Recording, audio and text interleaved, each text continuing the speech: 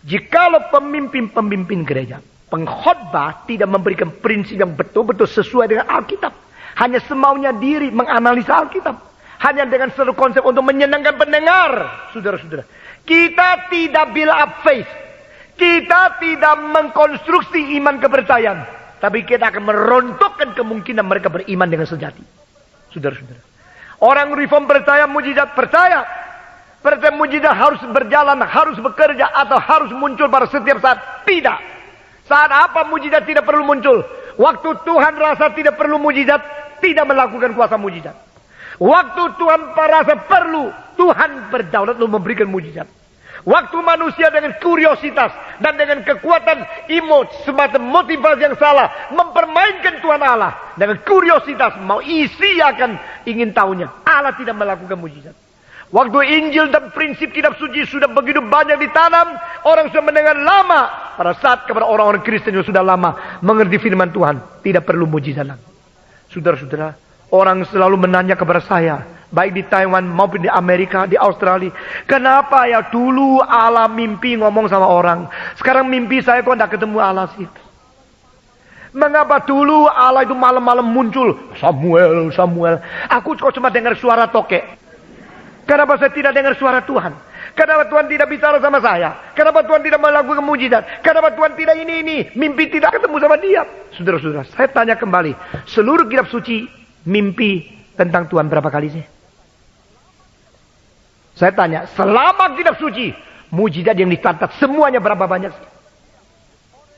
Saya tanya kepada dia, orang yang langsung berjumpa dengan Tuhan berapa orang? Saudara-saudara, oh banyak. Yang disebut banyak siapa? Adam, Abraham, Musa, Daud, Yesaya. Siapa lagi? Habis. Berapa sih? Engkau karena ada beberapa kasus, lalu bikin sesuatu keadaan yang mengumumkan seluruhnya, generalize. Setiap orang harus mimpi Tuhan. Setiap orang harus mendapatkan mujizat. Itu adalah pikiran yang begitu mengeksploitir kitab suci. Begitu mempermainkan kitab suci. Saudara-saudara, Abraham, Musa ketemu dengan Tuhan. Apakah berarti maka istrinya Abraham juga bertemu? Anak Abraham juga. Apakah berarti 318 orang yang melayani di dalam menjadi pembantu Abraham juga semua sama? Apakah dia seluruh kitab suci ribuan tahun beberapa orang menemukan Tuhan atau beberapa ratus orang mendapatkan mujizat? Berarti setiap orang Kristen di Jakarta mendapatkan mujizat dan kesembuhan. Pikiran kenapa kita begitu bodoh? Saudara-saudara sekalian. Biar kita mempunyai pikiran yang sehat. Kita mempunyai pengertian yang sehat. Jikalau saya mengatakan di dalam seminar tahun lalu, bahwa dari pertama kali Roh Kudus turun pada hari Pantekosta, sampai terakhir Paulus menumpangin tangan. Lalu orang yang di Efesus menerima Roh Kudus. Itu bedanya 28 tahun. 4 kali Roh Kudus turun. Sekarang setiap orang maunya setiap hari. Waktunya engkau mau, Tuhan turunkan Roh Kudus kepada saya. Saudara-saudara, itu semacam generalisasi yang kurang sehat pikirannya. Biar kita kembali kepada Alkitab. Mujizat itu ada pada saat Tuhan mau melakukan. Pada saat Tuhan menyatakan kuasa kedaulatan untuk membuktikan hamba Tuhan yang berada di bahaya. Hamba Tuhan yang tidak dipercayai oleh orang-orang yang pada waktu itu Tuhan mau menyelamatkan. Pada saat bukti sebagai rasul yang diberikan oleh Tuhan kepada Paulus. Pada saat Tuhan mau satu kelompok orang pertama kali mendengar Injil, melihat kuasa, kadang-kadang itu muncul. Jadi Paulus di sini mengatakan, kami mempersembahkan orang kafir supaya mereka menjadi orang yang diperkenan oleh Tuhan, yang dikuduskan oleh Roh Kudus. Nah, Paulus mengatakan dengan 3 rahasia ini. Pertama, kelakuan dan perbuatan dan pertuturan kami untuk mempersiapkan mereka menerima Injil.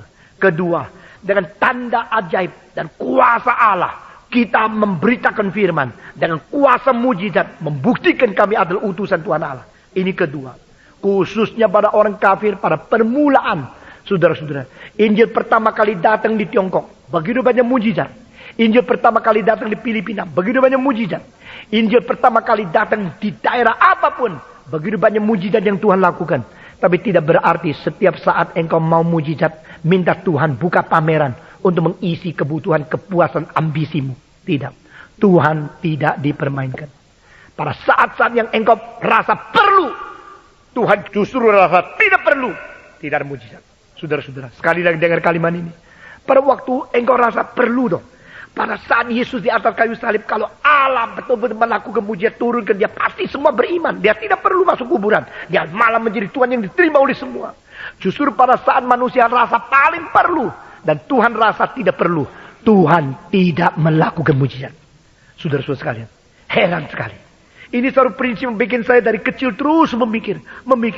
Dan akhirnya ada satu kalimat daripada Augustinus yang ditulis 1600 tahun yang lalu, membuat gugah saya. Dia berkata kepada Tuhan, "Oh God, what they gain in their curiosity, will they lost in their pride." Kalimat ini begitu dalam, begitu singkat, begitu kental, sehingga kita memerlukan renungan yang lebih banyak. Oh Tuhan, bagi mereka yang suka melihat mujizat, mereka dengan kuriositas, mereka memperoleh. Setelah mereka memperoleh apa yang mereka inginkan, selalu mereka kehilangan kembali hal-hal yang mereka inginkan dan kuriositas di dalam kebanggaan mereka.